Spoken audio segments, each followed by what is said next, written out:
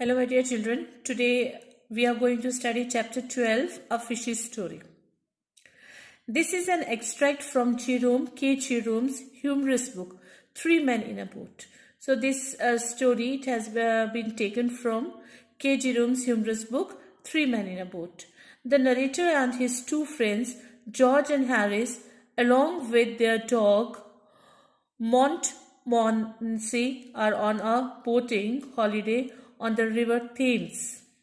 One day in a little village in means a small hotel, they see a most remarkable fish in a glass case.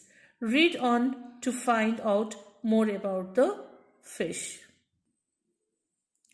We stayed 2 days at Sterley. The neighborhood of Sterley and Goring is a great fishing center. On the second evening, George and I and the dog went for a walk to Wallingford. Coming back, we stopped at a little riverside inn. So now these three men, and along with their dog, they stopped at a little riverside inn. We went in and sat down. There was an old fellow there and we began chatting. He told us that it had been a fine day that day and we told him that it had been a fine day the day before. And then we all told each other that we thought it would be a fine day next day. After that, we told him that we were strangers in the neighborhood and that we were going away the next morning. Now they are sitting in a inn and they are chatting with an old fellow. Then there was a pause in the conversation and our eyes wandered round the room. They finally rested upon a dusty old glass case fixed high up on the wall and containing a trout. Trout means a large freshwater fish. It fascinated me, that trout. It was such a monstrous fish. Monstrous means very large. Ah, said the old gentleman, following my eyes. Fine fellow that, isn't it he? Quite. Uncommon, I murmured, and George asked me how much it weighed. 18 pounds 6 ounces means a little more than 8 kilograms, said our friend, rising and taking down his coat.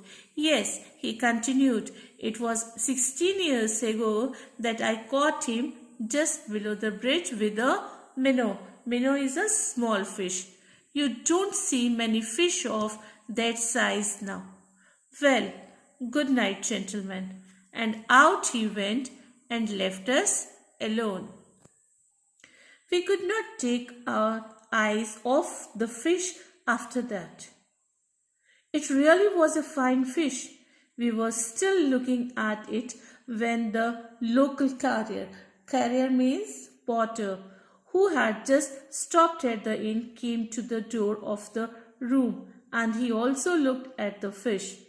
Good-sized trout, that, said George, turning round to him. So they all were astonished to see the trout, the big-sized trout. Ah, you may well say that, sir, replied the man, and then he added, maybe you were not here, sir, when that fish was caught. No, we told him, we are strangers in the neighborhood. It was nearly 5 years ago that I caught that trout, said the carrier. Earlier, old man said 16 years before he caught the fish. Now, carrier said it was 5 years ago that he caught that trout. Oh, was it you who caught it? Said I.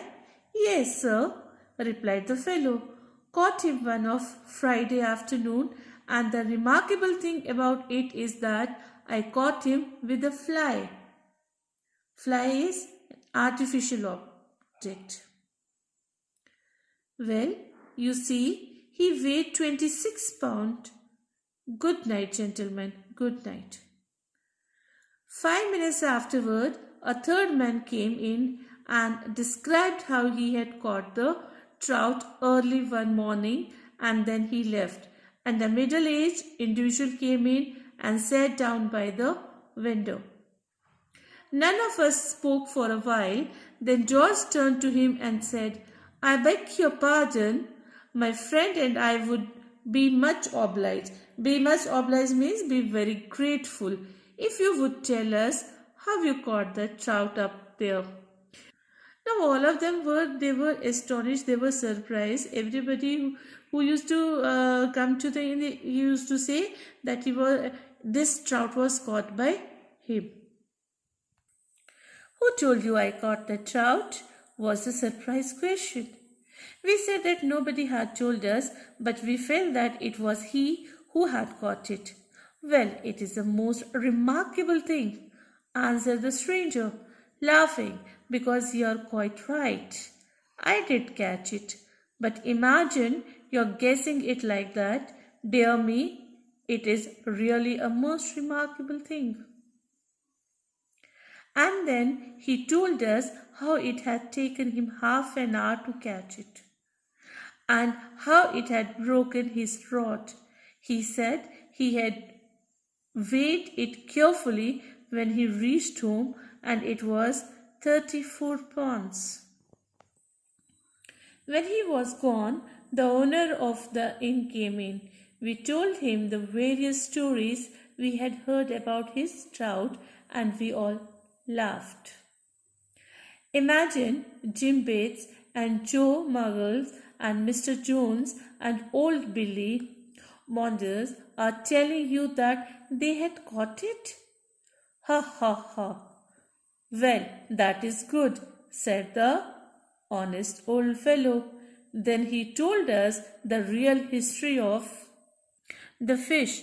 It was he who had caught it years ago when he was a boy. Now, the owner of the inn also said that it was he who caught the fish. When he had left the room, George and I again turned our gaze upon the fish. It really was a most astonishing trout. It excited George so much that he climbed up on the back of a chair to get a better view of it. And then the chair slipped, and George clutched wildly at the trout case to save himself, and down it came with a crash. George and the chair on top of it.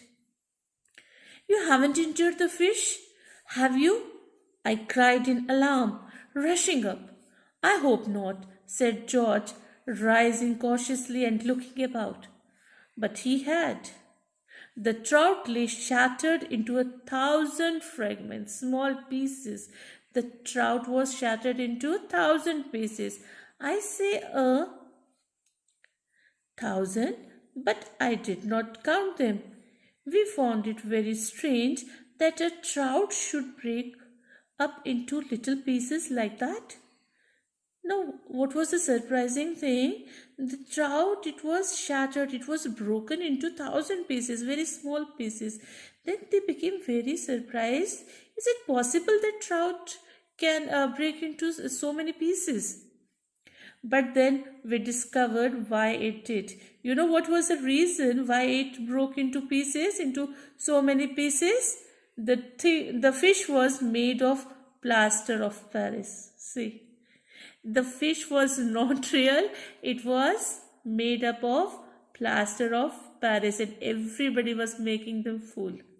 So what was the reality? The fish was not real. It was made of plaster of Paris. With this, my dear children, we had done the reading. You should also revise the chapter, read the chapter, and rest of the things, that is the exercises, we will do in our upcoming video. Till then, goodbye.